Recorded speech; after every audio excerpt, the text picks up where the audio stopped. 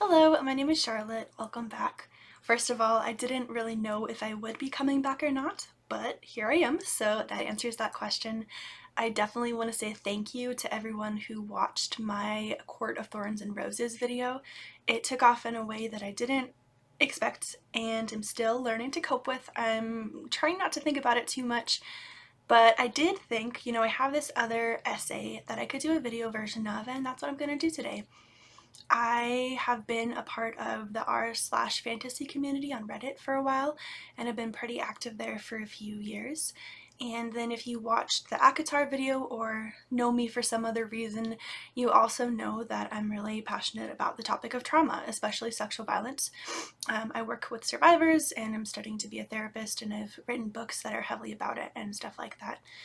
So those things kind of combine here. I've seen a lot of these very heated, angry, vitriolic conversations about sexual violence in fantasy books play out on r/fantasy, just on the internet, different places over the years, and I started to see trends that reflected the way that I'd seen this topic talked about a lot of other places. And I thought that these conversations were very fascinating.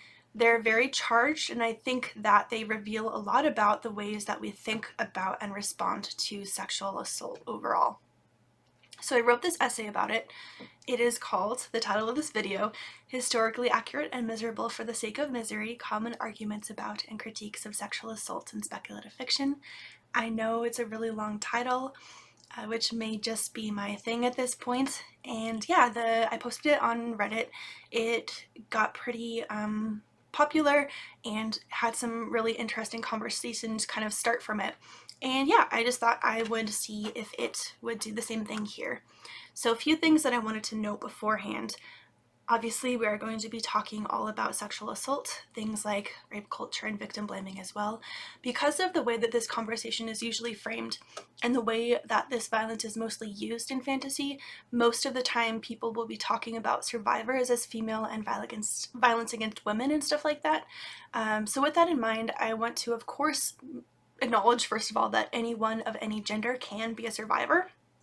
And I know that this topic is, like I said, a very difficult one that people have very strong feelings about. I know that people are going to disagree with me and with each other, and that's totally fine.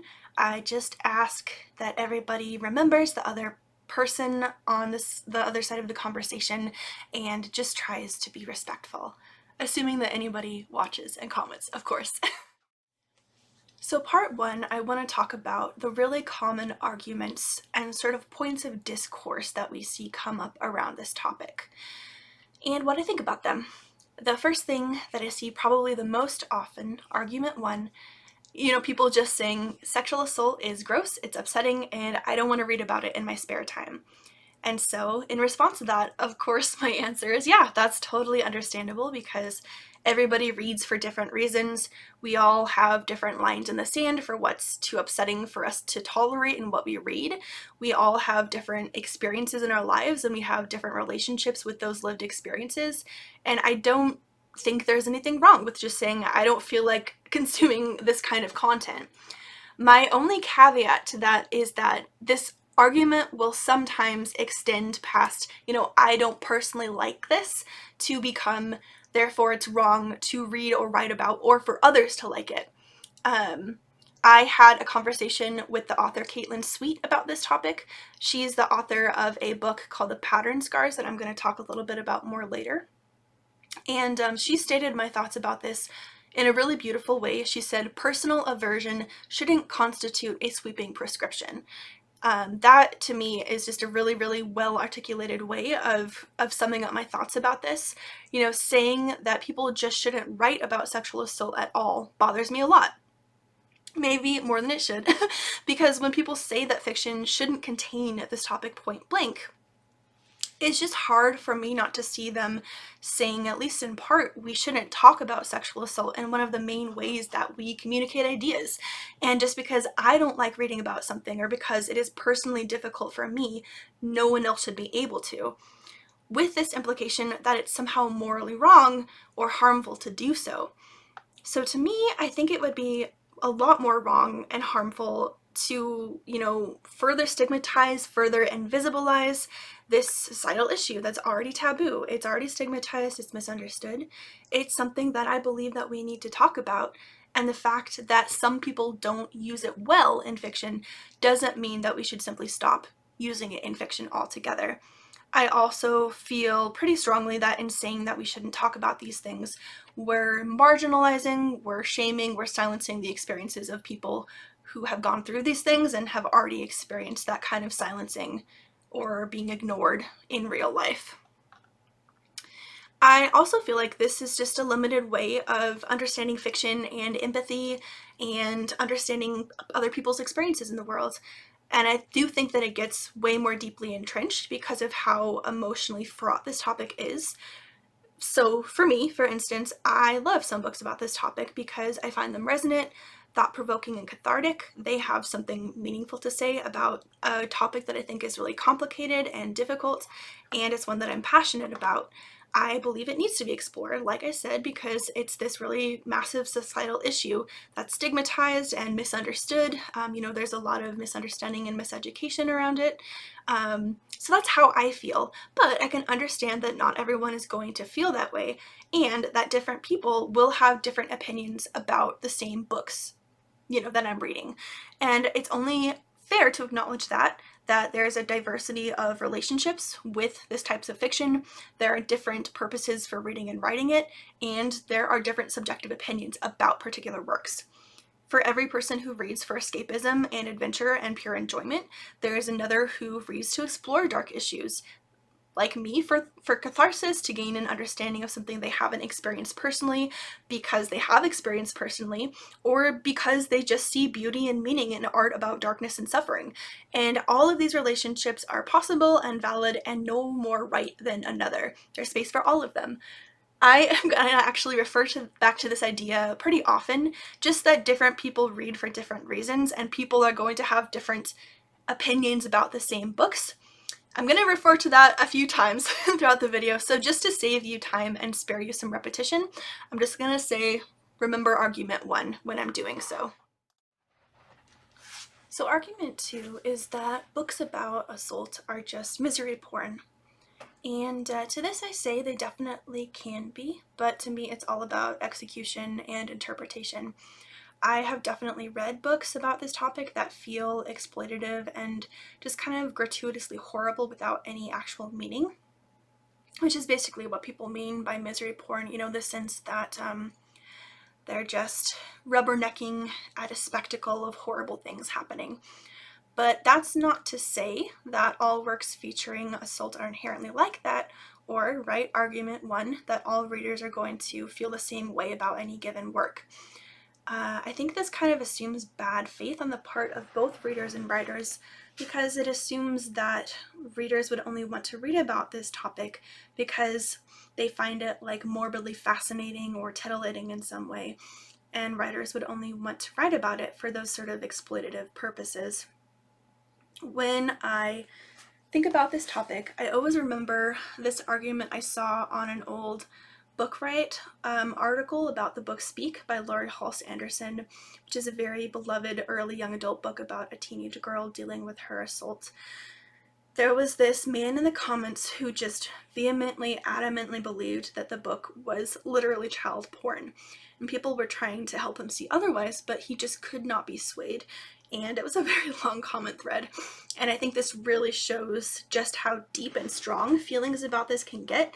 And it really demonstrates this, misery porn mindset with an emphasis on the porn, that nobody would be able to write about non-consensual sexual activity for a purpose other than a pornographic one, which I disagree with, of course. And speaking about the porn element specifically a bit more, I think it's important to recognize that not all detailed depictions of sexual content, including sexually violent content, are intended to be erotic or pornographic in nature. So that's my response to Mr. Book Riot. But that being said, I think that a lot of people have very strong feelings about detailed, graphic, blow-by-blow assault scenes. It's a big line in the sand for a lot of people that they just aren't comfortable reading that. And I get that. For me personally, it's not something that I would ever really feel comfortable writing in one of my books, and I think it's just going to be really challenging for a lot of readers. It's jarring to read in detail about sexual acts performed in a non-consensual violent context when we're mostly used to seeing them performed in a consensual one that is meant, for some kind of like either emotional impact or sexual enjoyment. I think there is room for things to kind of be misconstrued or misrepresented by both readers and writers. Yeah, I think it's natural pretty much for a lot of people to just have a very strong reaction to that and not want to have to think about things in that level of detail or at that level. My personal preference is just to see the fallout of trauma in detail as opposed to, the physical details of the act itself. Focusing on the physical side of things doesn't usually add much to me, of the depiction that can't otherwise be conveyed through good writing of, the post-traumatic aftermath. But that being said, I don't think that it's just inherently wrong or exploitative to do. I said that I was going to talk about The Pattern Scars by Caitlin Sweet again, and this is a book where the sexual abuse against the main character is described graphically, and it is a very powerful book. I think it's very effective, beautifully written, and yeah, I have a lot of respect for the author and the work. But on the other hand, I saw someone write a review of it where they described it as BDSM, which was very different from my interpretation, because to me it was like, this entirely ignores the heart and message of the story, which is about the horror of abuse. And of course, also the core tenet of BDSM is that it is between two consenting partners, or however many consenting partners. So again, just frustrating for me to see. I felt like this book, had a really, really strong message about trauma, and someone else looked at it and saw something that was, exploitative and, for like sexually titillating purposes. And just going back to the overall idea of misery porn, zooming back out from the porn aspect, I think this is a tough one because, again, argument one, people are gonna view things differently. Sexual assault is a miserable thing, and it's going to be hard to read about in most cases. There is probably going to be pain and suffering involved, and you could argue that it's probably not the greatest representation if there isn't. And so that doesn't inherently equate to misery porn for me. Like I said at the beginning of this section, when I think of misery porn, I think just the kind of like gratuitous, non-stop suffering that doesn't really exist to say anything about the nature of violence or trauma, or there's no characterization or themes or growth of any kind. An example of this to me would be the book Melusine by Sarah Monette. She later wrote The Goblin Emperor and its sequels under a different name. And in Melusine, one of the main characters is a wizard named Felix, and his story is a lot. He is sold by his mother as a child to be a kept thief, which is basically like Oliver Twist, and is abused by his keeper. His only friend dies in a fire, and then he's sold to a brothel. Then from the brothel, he's sold to this like sadistic wizard master who abuses and assaults and tortures him for years. He escapes, but then he returns to that wizard in this moment of self-loathing and is assaulted by him again multiple times. The wizard like steals his magic, which makes him lose his mind. So he's locked in an asylum. It's a really horrible asylum where he's abused by the people there. And then there's this one person in the asylum who like tortures him sadistically and very graphically. So to me, that's just a lot. Like, that's just kind of this unrelenting slog of horrible stuff happening. We don't ever really get to stop and think about any of this or see how it affects him or how he changes as a character. But even in this case, that's just one person's opinion. I've heard from plenty of other readers that the book resonated differently for them. And there's one person in particular who said, Charlotte, you might want to read the rest of, or at least, some more of the books just to see what happens, because you kind of got all the trauma and none of the character progression, like stuff happens in the later books. And I do plan on reading on because there was a lot of other cool stuff that I liked about the book, and I do want to see what my opinion is of how the story develops.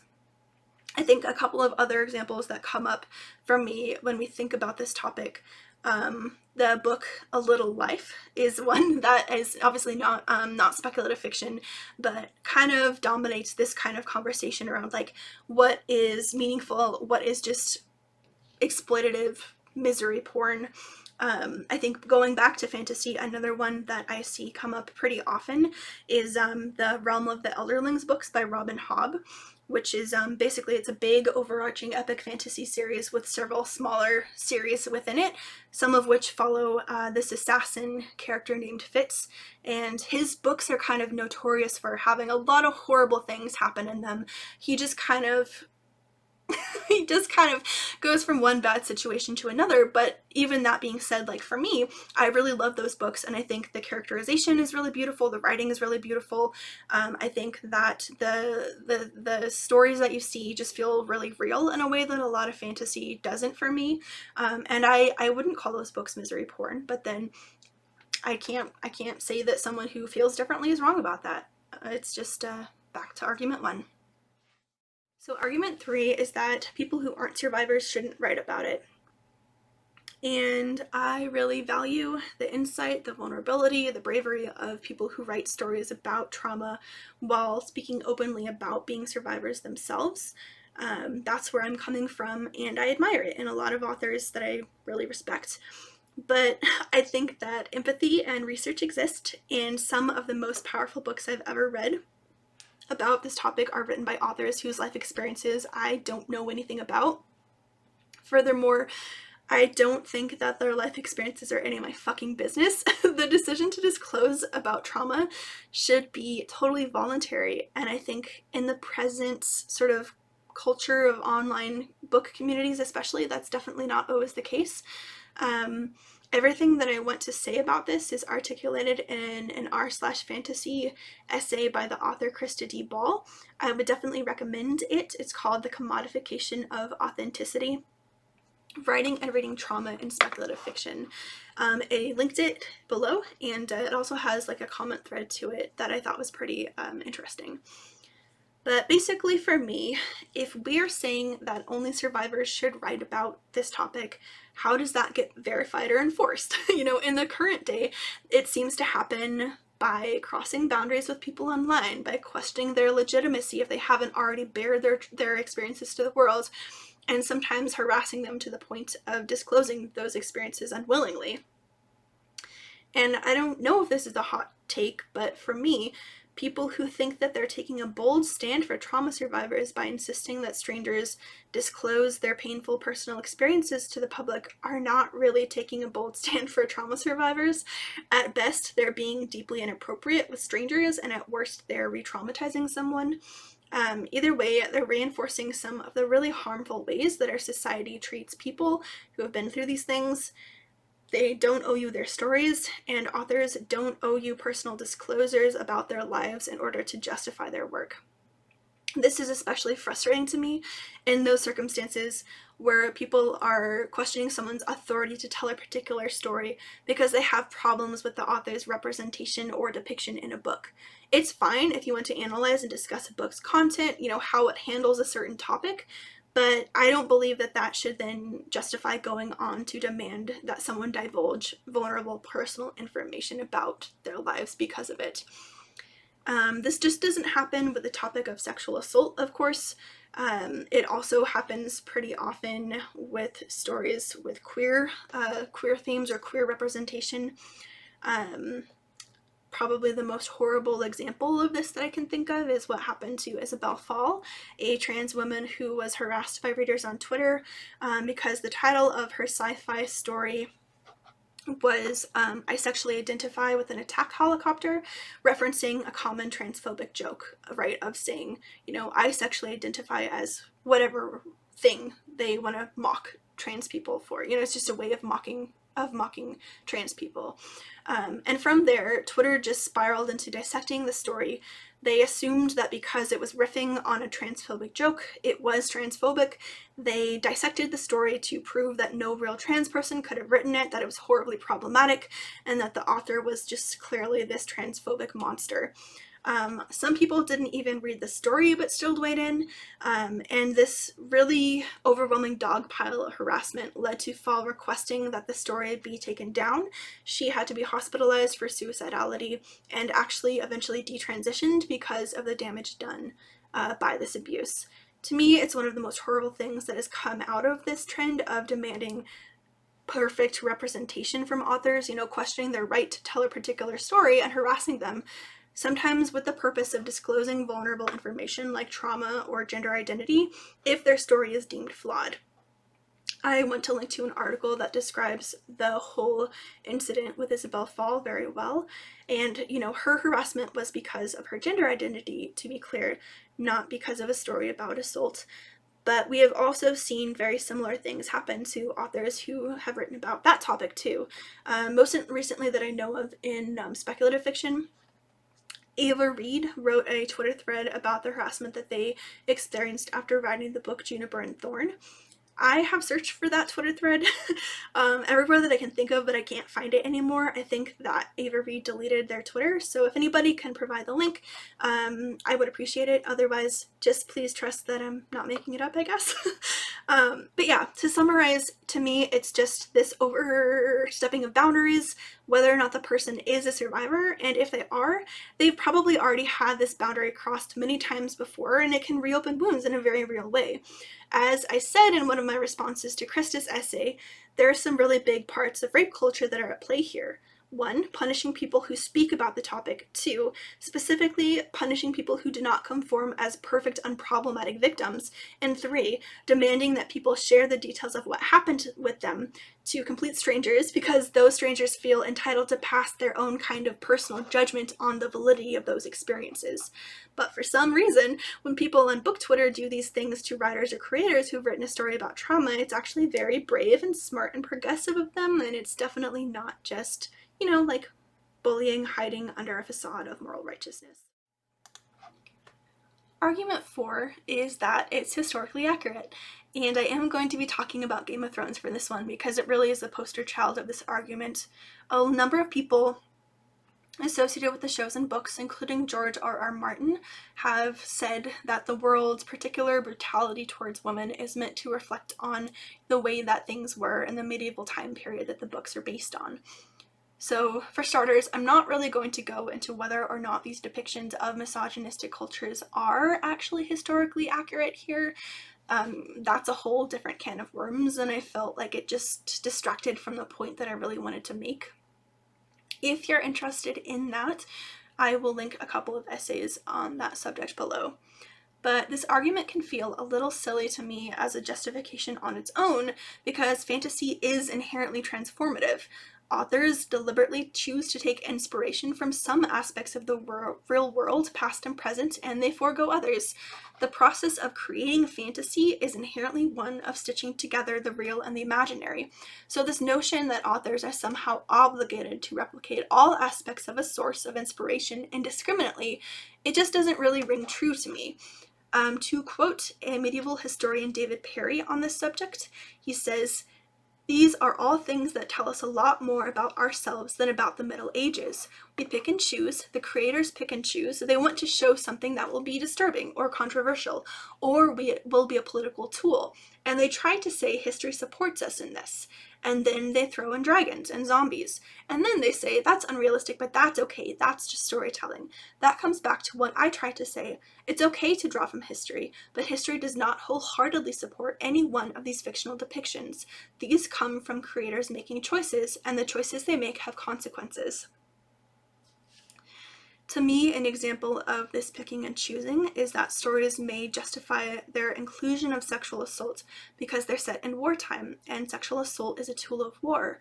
However, these stories rarely, if ever, feature male survivors of assault, even though sexual assault as a tool of war absolutely has targeted and continue to target men at significant rates too. So to me, it's worth exploring why this particular choice gets made as often as it does. Is it perhaps because certain types of assault suit the author's goals while others don't? Again, like David Perry says, these authors are making choices that have consequences. For example, a book targeted at a male audience might be more enjoyable to that audience because it's easy for men to put themselves in the shoes of the protagonist and imagine themselves, in that situation too. A world full of misogynistic violence might contribute to that in some way, while a world where men are also assaulted might detract from it, or at least might create a different kind of fictional experience. That being said, I do believe that it is possible to write about sexual violence as a way of exploring our own world's past and how its legacy continues on today. But in order to make the claim that you're incorporating this brutality as some kind of purposeful statement about history or the present day, I think you actually have to have a statement or purpose for your inclusion. And in many of the instances where I see the argument about historical accuracy coming up, I don't necessarily see that happening. Again, though, this is with the caveat of argument 1. So argument 5 is kind of the opposite of argument 4, and it's that speculative stories shouldn't be burdened by the ways that the real world sucks. This argument is really epitomized by Sarah Gailey's essay, Do Better, Sexual Violence in SFF, which I've linked below. Their argument is basically that this ubiquitous inclusion of sexual assaults against women in speculative fiction is a problem because it implies that sexual assaults and rape culture are societal inevitabilities, that authors who write about this topic don't know how to write about women without including it, and since the point of speculative fiction is to speculate, we should aim to speculate about worlds free from this violence. And I, for the record, don't want to deny the existence of authors who don't know what to do with their female characters, and so they just throw in half-assed plot lines with assaults as cheap character development. That's worthy of criticism to me, and I'll talk about it later. I agree that one of the most powerful things about this genre is that it can show us alternatives to our own world, and of course, argument 1 applies here too. But there are some elements of overgeneralization and assumptions of bad faith at play here for me. While I said that I could see some authors only writing these plots because they don't know how to write fully fledged female characters, I think it's disingenuous and somewhat insulting to say that that was the case when Robin McKinley wrote Deerskin, or when Ursula Le Guin wrote Tahanu, or that any author who has taken the time to write meaningfully about this topic has only done so because their imagination wasn't strong enough to imagine a world without assault, which is something that Gailey states about such authors in their essay. I also really believe that presenting an ideal, violence-free world is not the only way to inspire us to make a better world. Stories can also be inspiring if they write about the current world's flaws in a thoughtful and meaningful way, so that people can understand those problems better and think about them from different perspectives and see how we could respond to them differently now. Sometimes, again, you want escapism, sometimes you don't. Sometimes you want to see common human struggles and painful experiences reflected and explored in your literature. And I just don't believe that there is any reason for speculative literature to be an exception to that just because it is speculative. Stories that reflect on trauma can be just as important as stories that forego its inclusion, and both sides of the coin are valid. As a final note, I asked Sarah Gailey about this essay in an r/fantasy AMA of theirs, and I really appreciate their response. They basically said that they would phrase their argument differently now. They clarified that they do value stories about assault, but they have a lot of problems with how it's often done really cheaply and lazily, same here, and they would like to see other types of experiences explored too. So I'll link that thread below. But anyway, to summarize my thoughts about arguments 4 and 5, it needs to be based on the real world's past, or it's SFF, so it shouldn't resemble the real world. They aren't really valid arguments for including or excluding sexual assault from stories on their own. It depends on the purpose of the story and what you do or don't do with the topic in it. Argument 6 is that it's problematic to write about topics that could be triggering for some readers. My thoughts about this can be summarized by what YouTuber Sarah Zed says in her video essay, Fandom's Biggest Controversy, The Story of Pro-Shippers and Antis. This is one of my favorite video essays ever, and I definitely recommend that people check out Sarah's stuff. In this part of the video, she's talking about the video game Boyfriend Dungeon, which features a plotline where a character stalks the protagonist. People online criticize this because it could be triggering to some players with trauma related to stalking. Here's what Sarah says. There are a lot of people talking about it as an accessibility issue. The idea is that by virtue of the game including elements of stalking at all, even with a warning, not everyone would be able to play because some people might have trauma surrounding it, and it's therefore unethical for the game in its current state to exist. The natural implication then is that anything short of restricting the kinds of stories that can be told is not only insufficient, but actively hostile to people with trauma. To counter this, we might be tempted to point out that some creators tell and share these kinds of stories to cope with their own trauma, and art can be a vital tool for exploring trauma, and it's equally restrictive to discourage them from telling their own stories. But honestly, we don't have to. An author's personal experiences here are none of our business. It doesn't matter because fundamentally, this way of viewing art that sees upsetting content as an accessibility issue is untenable. The breadth of things that might trigger or upset a person is essentially infinite. The human experience is diverse, and a piece of media that everyone on earth will find appropriate to consume doesn't exist. So part 2 of this essay is about common critiques of how sexual assault is used in fantasy and what I think of them, why they might exist. So critique 1 is the use of a lot of kind of backdrop sexual assault for the sake of making the world dark and gritty and shocking. This is often tied to that argument that the world needs to be historically accurate, and to me, it can feel exploitative and trivializing when authors throw around a lot of random references to these tortured girls and women just to kind of set the tone of the world or story, especially when that story mainly focuses on men and doesn't really think about those women's experiences or how sexual assault is related to society or culture or values at all. Survivors' experiences and needs and voices are already frequently dismissed in the real world. Sexual violence is already pretty normalized. So to me, this sort of backdrop use in fantasy brings that to a head. Like, sure, it's worth mentioning, like up to over 200 times in Game of Thrones, according to an article that I'll link below. It is worth mentioning 200 times just to show that this world is a really harsh, cruel, gritty place. But we're not going to actually talk about it. It's just going to be there.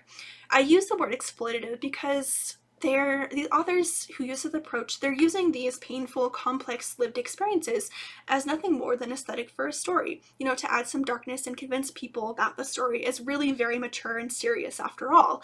I don't necessarily mean that every story that so much as mentions sexual assault needs to have it at the absolute forefront, but I think that it is worthwhile to consider its purpose and framing before it's included as a background reference, especially to the extent that we often see in some darker genres of fantasy like grimdark.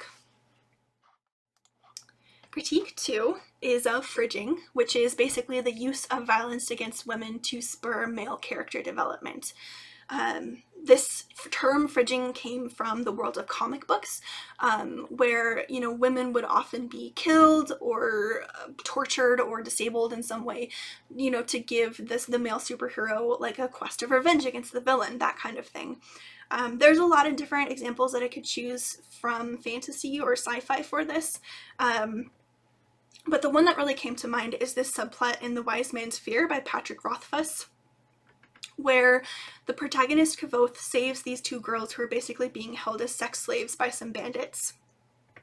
And this encounter only really exists to show how clever Kavoth is for outsmarting the bandits, how badass he is now that he's mastered the martial arts that he was training in, and how much of a kind of cool, edgy, troubled protagonist he is as he stalks them down and brutally murders them one by one through the woods.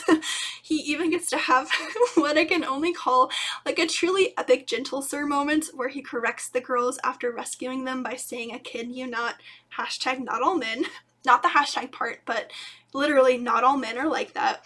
And that the women who stand by in these situations are worse than male rapists because the men who assault people are just wild animals who can't be held accountable for their actions or feel empathy for other human beings, while women are the ones who can know what it's like. So I don't have any repressed rage about reading that book at all. If you can't tell, it's totally fine. But when I see this particular point brought up, I usually see someone argue back that there are lots of real world examples of men being motivated to do, XYZ, insert action here, because of violence against women. And that's true, but the underlying attitude behind that historical motivation and the way it's framed a lot in fiction is that a woman's suffering should only be focused on to the extent that it impacts a man. The focus here is the man's honor or pain or revenge or consequent heroic actions, not the actual female survivor's experiences. And when we think about that in the context of a real world where survivor suffering is oftentimes dismissed and minimized, there's something to think about there. We are more than objects to be fought over, and our pain is more than a man's inciting incident in his hero's journey. So I think that, the real world attitudes that suggest otherwise shouldn't just be reiterated in fiction without thought. So critique 3 is of sexual assault that's used by the narrative for cheap female character development, specifically to teach her a lesson or make her stronger. Probably the most famous example of this is from the Game of Thrones TV show with Sansa Stark. She is forced to marry this horrible man named Ramsay Bolton, and then is raped by him. Different stuff happens, and eventually she ends up killing him by feeding him to his dogs. Some other stuff happens, and then she eventually makes it back to her home in Winterfell. At this point, someone acknowledges the assault, and all she says is that it made her stronger. That without it happening, she would have always remained a little bird. And that's a term from the show that basically means that she was, this spoiled, fragile, soft girl who didn't really understand the ways of the world. And to be clear, we never actually see her process the experience or talk about it or deal with it in any notable way beyond feeding Ramsay to his dogs, and then this one scene at Winterfell where her brother Bran invades her mind to see memories of it happening, which is a whole another can of worms. And so to be clear with this, I'm not criticizing stories that depict the journey of working towards healing, where by the end the survivor is empowered or has recovered to some extent. Because, post-traumatic growth is absolutely possible, and stories that depict it are totally valuable. Just what feels worth criticism to me is a situation like Sansa's, where we see this kick-ass strong woman butterfly emerge from her traumatic chrysalis with no meaningful journey or character development involved. Some people might respond to trauma that way.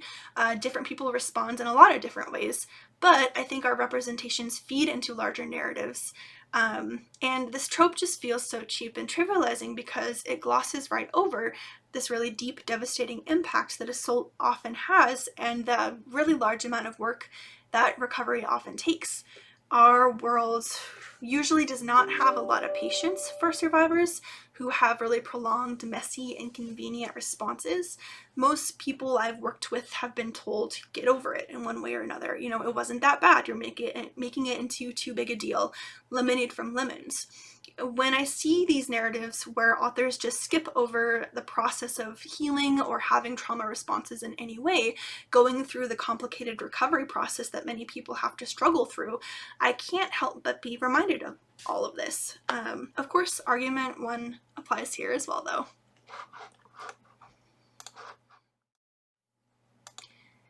Critique 4, the last critique, is of the sexualization, over romanticization, or normalization of assault perpetrators or scenes of assault. And this is where my takes probably get the hottest. Of course, argument 1 applies, but I will say that I think those who wield this critique without any kind of discernment at all about works featuring assault are just plain wrong. I remember once seeing a Goodreads review of Deerskin by Robin McKinley that said that it romanticized sexual assault. To be perfectly honest, I don't really know how you get that from that particular book, unless you personally are just deeply uncomfortable with or ignorant of the subject matter yourself.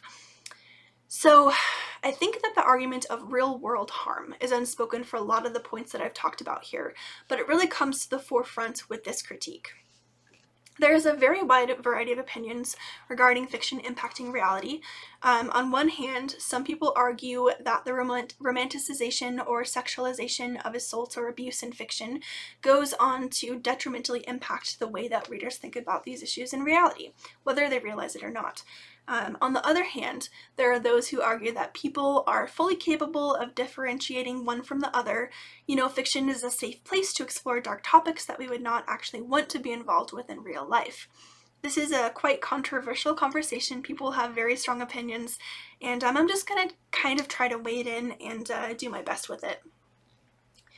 One thing that I wanted to make clear right away is that I'm not really talking about kink when I talk about, this idea of romanticization or sexualization of assault. I think it's a pretty natural assumption that just because something is fictional, meant for entertainment, and it features like sexualized or romanticized assault, that means that it's kink. But that isn't necessarily true to me. To me, the key thing is that kink is about non-normative sexual pleasure that is highly aware and informed. So what I really take issue with is when authors speak directly to or from rape myths that already exist in the real world without any real, acknowledged insight into what those myths are or what they're doing to contribute to them. There's no, meta level awareness of what's going on as there is with kink. At least from what I've learned and from the experiences of my friends who practice it. Specifically, this part of my essay is based on a in-depth conversation that I had with a friend of mine who is very active in that community and practices kink. And so a lot of my opinions here are based on my friendship with her, what she's told me about it, and the conversations that we've had together. For me personally, I'm not going to go read a dark erotica with non-con, sex in it, that's labeled for an adult audience. That's just not what I'm into, but that knows what it is, and it can clearly conveys that to the reader. You can compare that to something like My Ancient Mortal Enemy, A Court of Thorns and Roses, which is frequently miscategorized and marketed as a YA novel. In it, the male romantic lead, Rhysand, is continuously framed as this ideal feminist lover, this extraordinary man whose abuse is not even identified as such in text, and is justified by excuses, many of which are commonly used by real-life abusers, that are fully endorsed as valid and romantic by the narrative. I just hope that this example makes my personal delineation between the two sort of types of fiction clear. I know that there are people who would extend the conversation to whether, that dark non-con erotica is morally objectionable in some way, but that's just my personal take on this. So that being established, back to the debate around impact. One of the things I said in my ACOTAR video is that people don't really hesitate to talk about how books can impact us positively and expand our minds, and I don't really see why that wouldn't be true of books sometimes impacting us negatively and potentially putting damaging thoughts in our heads too. So I do have a background in psychology research, and I love my psychology research, and I thought that I'd just point out a few studies about this debate. So a meta-analysis is basically a study of a bunch of other studies all gathered in one spot to look at overall patterns and overall effects. And that there's a meta-analysis on this topic that found a small but statistically significant relationship between certain types of media consumption and rape myth acceptance, which means the extent to which the participants in the study, endorsed false beliefs about assault that are damaging in some way to survivors, right? The idea that the way you dress can cause someone to assault you, or, someone was asking for it, or the idea of her body was saying yes, all of those kinds of things. The most helpful thing about this article to me is that it describes a lot of the different theories about how media can affect us. So cultivation theory argues that people may gradually start to cultivate worldviews informed by the media that they consume. Specifically, it was developed with television in mind, I believe. And so some people who endorse this theory believe that the sort of mechanism by which it happens is sexual scripting theory. And a script is a concept from cognitive psychology. Basically, a script is like a mental shorthand that we have for different ideas or situations. My professors would always use a birthday party as an example. So my script for a birthday party involves blowing out candles on a cake and opening presents and playing games with friends. So people may develop this kind of shorthand for what's expected in different kinds of situations, of all different kinds. That includes sexual encounters, and people who believe in cultivation theory argue that media is one of the ways that these scripts can develop. Other psychologists look at this from a social cognitive perspective, and they believe that people may look to the media that they consume for observational learning. Observational learning is pretty much what it sounds like this idea we're social creatures who learn by observing how other people behave, and that can include through what we see in media. And I think meta-analyses like this one are really helpful because they, like I said, they kind of gather up many studies and all of their theories that have explored this topic and look at all of their results at once. And so in the case of this particular meta-analysis, they did find results between that showed a significant relationship between some types of media consumption and rate myth acceptance. So I think the thing that's really important to note is that if you've ever been in a Psychology 101 class, you've probably heard a million times, right, that correlation does not equal causation. And so what that means is that just because we have two variables that go together and have some kind of relationship, that doesn't mean that one is causing the other. So I think I'm gonna quote my psychology professors again. The example that they would love to give is like, well, there's a correlation or there's a relationship between the amount of ice cream eaten and the number of deaths by drowning. And so you could make the argument, well, if you eat ice cream, that means that you're going to go drown in a lake, or you're going to go drown when you go swimming. That would be like a faulty reasoning, because there could be something else happening that has to do with both of them. And so that's what they mean basically when they say correlation does not equal causation. Eating ice cream does not cause someone to drown. There's something else going on, and all that this relationship is saying is that both of these are happening when it's hotter outside. People are going to eat more ice cream, and they're also going to go swimming more often. So one is not causing the other. They just happen to be related by a different relationship. Hopefully I explained that okay. I'm not as good as my professors. But basically, the argument that's really important is that we have to think about this relationship to this research too. Unless research is done in an experimental study, we can't just jump to the conclusion that one thing is causing the other. Here, in this case, that consuming a certain type of media is causing this rate myth acceptance. That we can't just automatically jump to that conclusion, but I will say there is some research that explores that relationship too, and does provide some possibility of it being true. So I thought I'd mention one of those studies here. So in psych research, an experiment, well, in any kind of research really, an experiment means that you really strictly control what's happening in the research to be as sure as possible that the thing that you're studying is actually causing whatever changes you see. So you have to be really, really careful about how you design it, about how you change everything in the study, and how you're making sure that you can be as sure as possible that the variable that you're studying is actually the thing that's causing any changes that happen.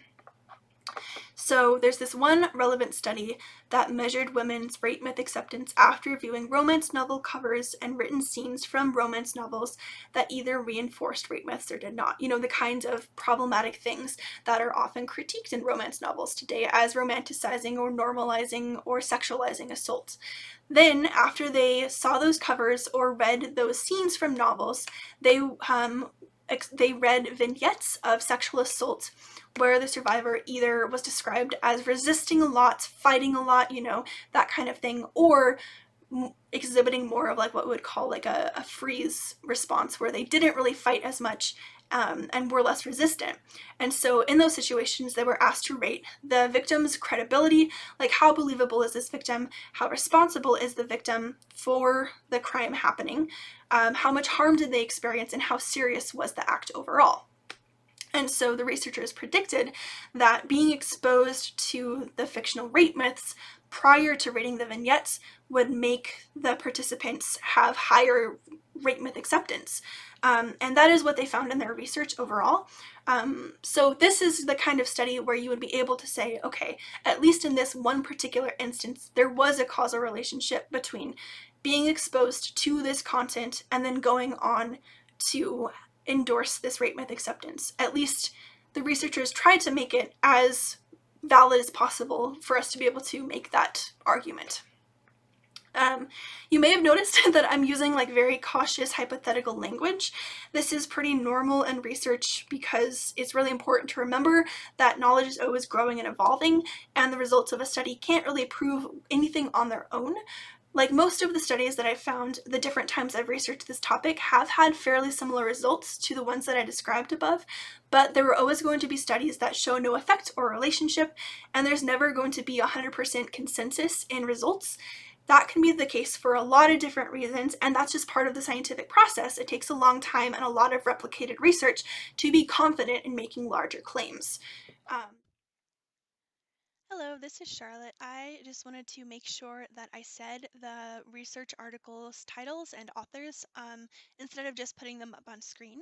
So the meta-analysis article is a meta-analysis of media consumption and rape myth acceptance by Ashley Hendrick. And then the experimental study with the romance novels is Rape Myths Are the Theory, Romance Novels Are the Practice, the Impact of Exposure to Images of Women in Popular Culture by Christine Marie Neighbor. Okay, bye.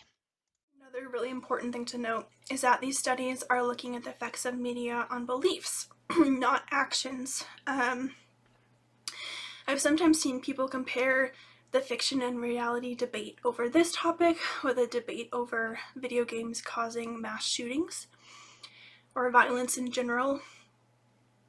I think it's pretty well known at this point that most research indicates that video games don't cause violence in any way. And so I've seen a lot of people compare these two issues. But I think an accurate comparison would be the consumption of these kinds of media and assault perpetration or abuse perpetration, right? Because we have to look at actions in both cases. And to be fair, there is research on whether the consumption of media, especially things like really violent porn, can affect the likelihood of someone assaulting someone else, which is often called rape proclivity. But that is a separate issue from what I'm talking about here, and a lot of that research kind of goes back to the issues that I was talking about before with the difficulty of teasing out correlation versus causation.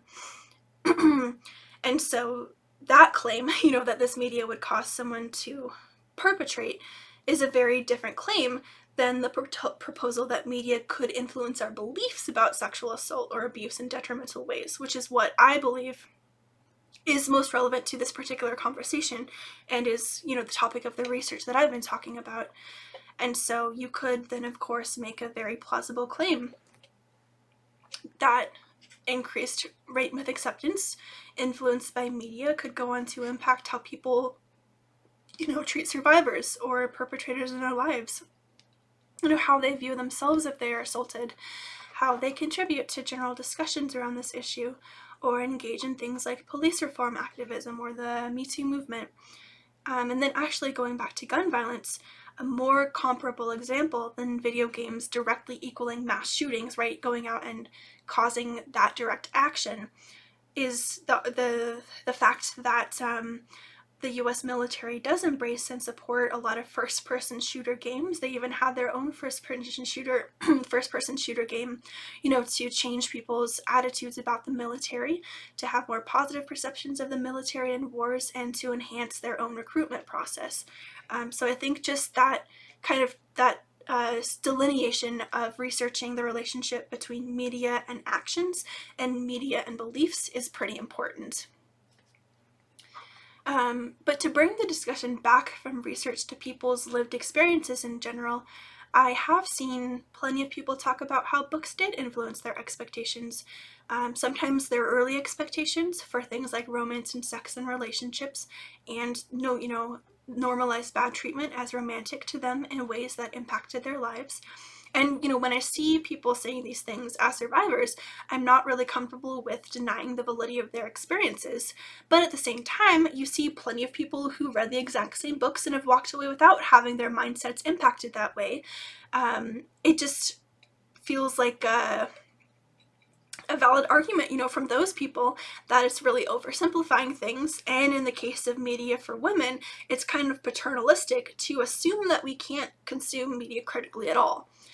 So that's really my takeaway. I was jokingly saying that I was kind of wishy-washy when I was talking about this with a friend, and she said, "Yeah, I think that's just kind of having a nuanced perspective on things," because I sort of believe that both possibilities can be true depending on the individual person, the works involved, and a lot of other factors in the situation. Um, to quote what Sarah Zed says on this topic in the video that I mentioned before, these are not necessarily like 100% mutually exclusive statements. It just feels too black and white to me to say that books can never ever influence our thoughts without our awareness at all, or to say that we are just these passive vessels who uncritically absorb everything we consume. So yeah, I know that was a lot to kind of go into, and again, I understand if people disagree with me. I know that this is one that people have really strong feelings about, but that's kind of my 2 cents.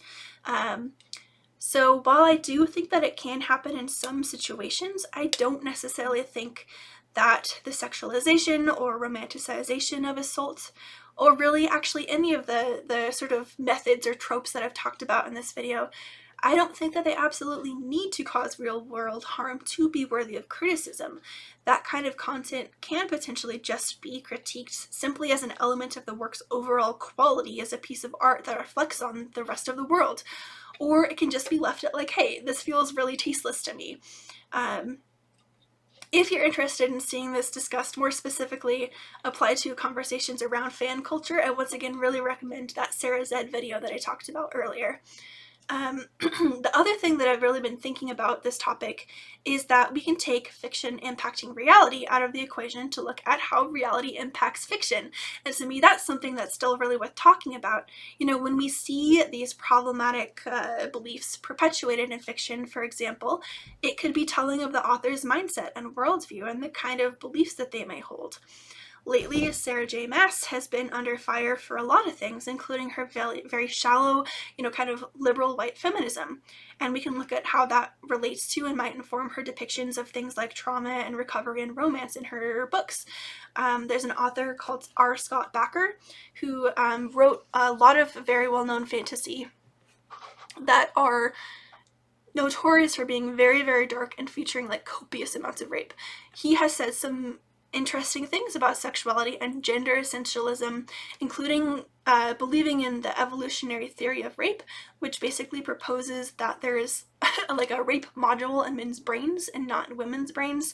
I could probably spend some time going into the evolutionary psychology around this theory and why I think it's flawed, but the gist is that I believe it is a flawed argument, and just saying like men can't help it, this is just how they are, that's not really helpful or accurate way of looking at the problem. And so how did R. Scott Bakker's beliefs like that, right, that this is men being men, boys being boys, they can't help it, it's natural, it's ubiquitous, how does that go on to influence the kinds of books that he wrote? These beliefs can be harmful in the real world, and so when people hold them, they can manifest in their books. And then whether or not that goes on to affect readers' mindsets, I do think it's still worth talking about how they show up because of that part of things too.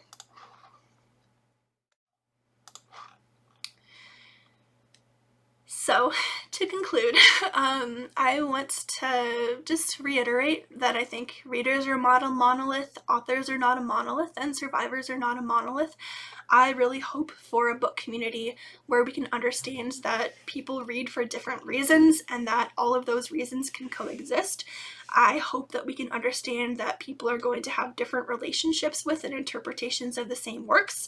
I hope that we can take a step back from this sort of immediate assumption of bad faith about those who choose to feature assault in their reading and writing, while also analyzing what we read and create with a mindfulness of the tropes and approaches that evoke or replicate or feed into, depending on what you believe, the kinds of stigma and misunderstanding that we see around this topic in reality. I definitely recommend checking out everything that I've linked or mentioned linking if you're interested in seeing how some of the sources I cited expand upon their points. I will also shamefully mention that you can follow me on a few places that I'll link below. If you like how I approach the topic of fictional representations of assault and healing and things, I am a very, very, very small time indie fantasy writer, and my books focus on these topics a lot. My new standalone book, When We Walked in Memory, came out at the end of 2023. So if you want to check that out. I also have a project where I specifically read and review fantasy and sci-fi books that have to do with trauma. And I have a blog where I post those reviews, but you can also see them on Goodreads and Reddit. There is my author newsletter. I think that's all of the self-promo for now, so thank you very much for watching again. I don't know what is coming next. I have an idea for a very, very ambitious and really stupid video that doesn't really attempt to be thoughtful or analytical or anything like that. But I also have some other book reviews and essays that I'm interested in doing. But also life is very, very busy right now, so we'll just see what happens. In any case, I'm looking forward to seeing people's thoughts. Again, I hope that we can all just remember that there's a person on the other side of the argument. And yeah, thank you for watching, and I wish you well. Bye.